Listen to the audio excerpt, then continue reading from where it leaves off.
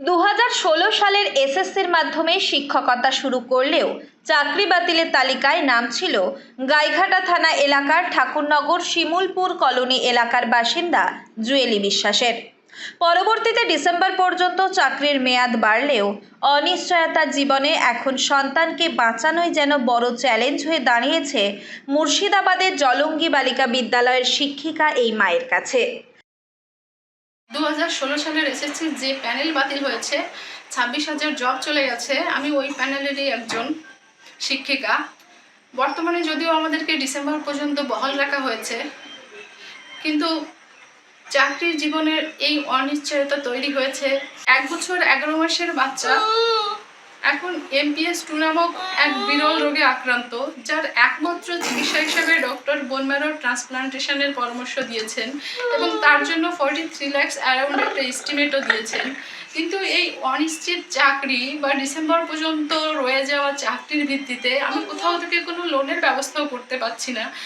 আর যথাসম্ভব যথাসময়ে ওকে যদি আমরা চিকিৎসা না দিতে পারি, ওর ভবিষ্যতও অনিশ্চিত হয়ে যাচ্ছে।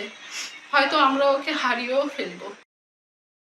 রাজ্যে এসএসসি দুর্নীতির প্যানেল বাতিলের অন্যতম ভুক্তভোগী শিক্ষিকা এই জুয়েলি বিশ্বাস। 26,000 চাকরি প্রার্থীর মতো তিনিও চাকরি হারান। যদিও আপাতত ডিসেম্বর 2025 পর্যন্ত চাকরির মেয়াদ স্থগিত রাখা হয়েছে, কিন্তু অনিশ্চয়তার এই সময়েই আরেকটি বড় বিপদের মুখে পড়েছেন তিনি।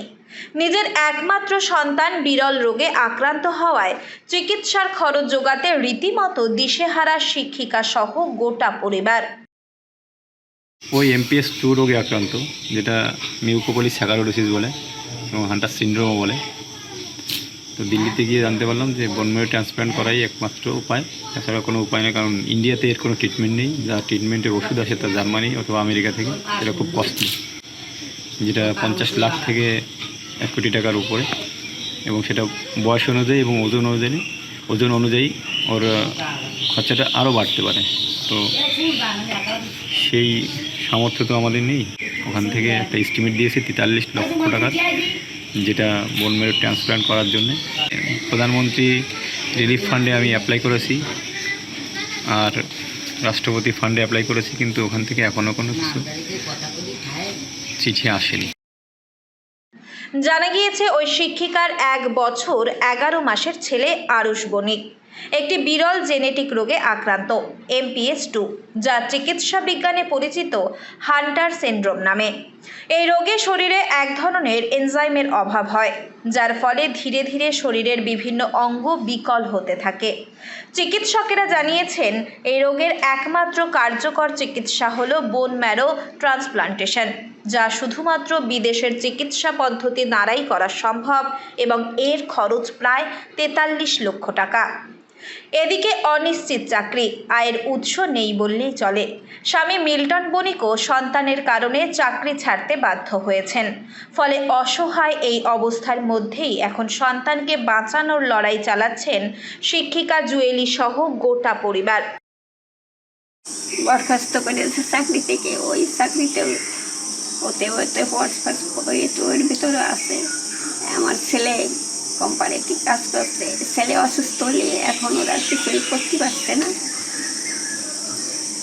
অনেক টাকার দরকার, 42 লাখ টাকা লাগবে আমাদের। এখন বৌমার চাকরি থাকলেও আমাদের একটা ভরসা ছিল, কিন্তু এখন আমাদের টাকার খুব সমস্যা। এই বাচ্চাটা কি করে যে আমরা কি করবো, এই দিশাহারা হয়ে গেছি আমরা।